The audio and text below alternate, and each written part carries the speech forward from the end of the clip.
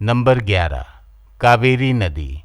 ये दक्षिण भारत की एक प्रमुख नदी है। 800 किलोमीटर लंबी ये नदी कर्नाटक के कुर्ग जिला में स्थित सह्याद्री की ब्रह्मागिरी पहाड़ी से उद्गमित होकर दक्षिण पूरब की ओर बहते हुए तमिलनाडु के परिक्षेत्र में बंगाल की खाड़ी में विलीन हो जाती है।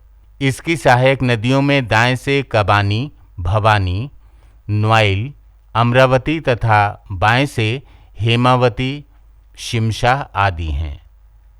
न्वाइल नदी के तट पर ही कोयम्बटूर नगर अवस्थित है। नोट 1, ये मुहाने पर भारत का तीसरा सबसे बड़ा डेल्टा बनाती है, जिसे तंजावुर या तंजौर का डेल्टा कहते हैं। इसे दक्षिण का उद्यान भी कहते हैं। इसे दक्षिण भारत का धान का कटोरा भी कहते हैं। उल्लेखनीय है कि कृष्णा गोदावरी डेल्टा को भारत का धान का कटोरा कहते हैं।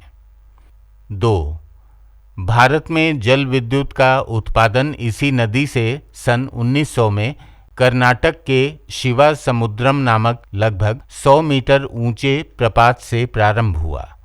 यद्यपि भारत में सर्वप्रथम जल विद्युत स्टेशन का निर्माण 1898 में पश्चिम बंगाल के दार्जिलिंग नामक स्थान पर हुआ।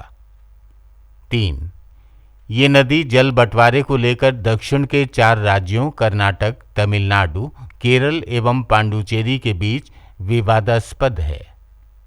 4, कृष्णा राजा सागर कर्नाटक में तथा मैटूर बांध तमिलनाडु में इसी नदी पर निर्मित किए गए हैं।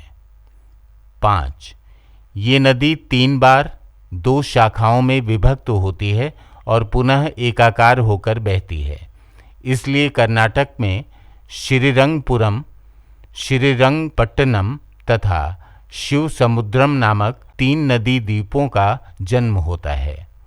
यद्यपि विश्व के सबसे बड़े नदी द्वीपों में से एक माजुली नदी द्वीप असम में ब्रह्मपुत्र नदी द्वारा बनता है।